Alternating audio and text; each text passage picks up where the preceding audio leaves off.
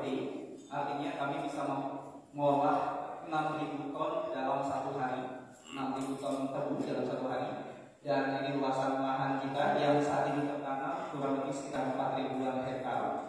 Dan kita akan terus berkembang. Di tahun ini rencana kita bisa sampai 5.000 hektar.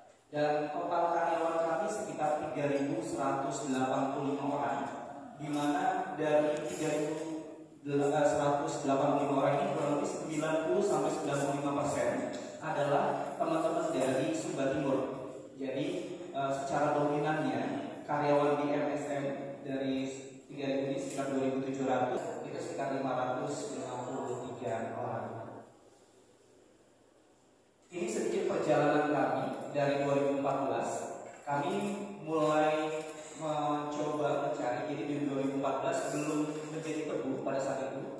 Kami mencoba beberapa trial dengan beberapa community. Jadi ada sempat kami mencoba sawit, cepat juga jarak atau kastor. Namun yang terpilih waktu di 2014 adalah tebu. Dan kita mulai di 2015 ini penanaman sugarcane pre-komersial pertama. Dan 2016 dan kita bangun pabrik kita groundbreaking di tahun 2018. Namun pabrik kita ada kendala sehingga harusnya biasanya 1 atau 2 tahun jadi pabriknya, kami butuh waktu 3 tahun Pak Ibu gitu. Karena pada saat itu terkendala dengan COVID-19 sehingga pasokan dari sumbernya terganggu gitu. Nah, sehingga kami baru di 2021 tepatnya di bulan Desember kami melakukan commissioning pertama. Dari commissioning pertama kami dan di 2022 kami mulai menjual gula pertama kali, gula Sumba Manis. Dan alhamdulillah di 2023 tahun lalu adalah panen perdana kami, dan di tahun ini insya Allah adalah panen kedua kami dari MSM. Ini adalah alasan kenapa kami ada di Sumba. Yang pertama sampai dengan keempat adalah alasan yang terkait dengan nasionalisme dari owner dari kami, dari Jaring Group, di mana kami ingin membantu pemerintah dalam swasembada gula, karena kita tahu kebutuhan produksi gula nasional saat ini harusnya sekitar 6 juta ton, namun di Indonesia baru bisa memproduksi sekitar 3 juta ton, sehingga masih baru 50%, sehingga harapannya MSM bisa berkontribusi dalam.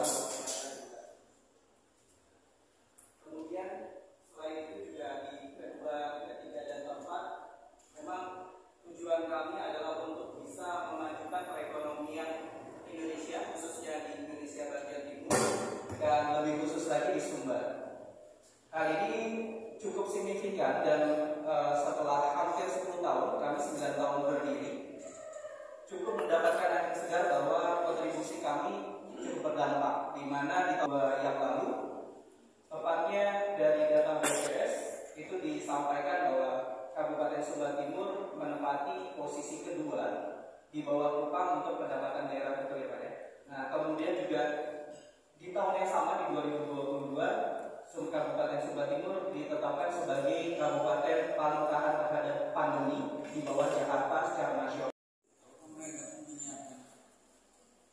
Ya, kita jalan paralel gitu, sambil mengirigasi teteskan ribuan hektar lahan itu bisa. Saya tunggu Bapak menghemat yang 600 juta sehari.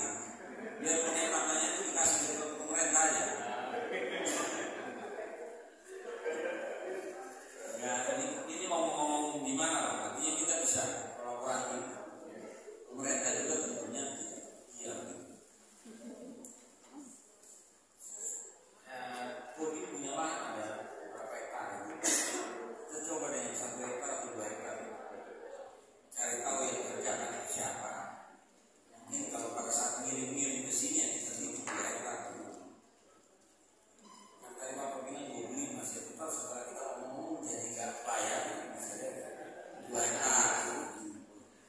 Maksud saya untuk contoh, jadi ini ada kasus pertanian. Mungkin yang ini belum smart masih manual, tapi pemupukan kan bisa langsung disalurkan lewat. Betul sekali. Pipeline. Betul, kita sudah seperti itu. Nah, kita sudah seperti itu. Jadi semua dari air dan kita juga punya vertigasi, pupuk semuanya kita injek melalui satelit. Jadi langsung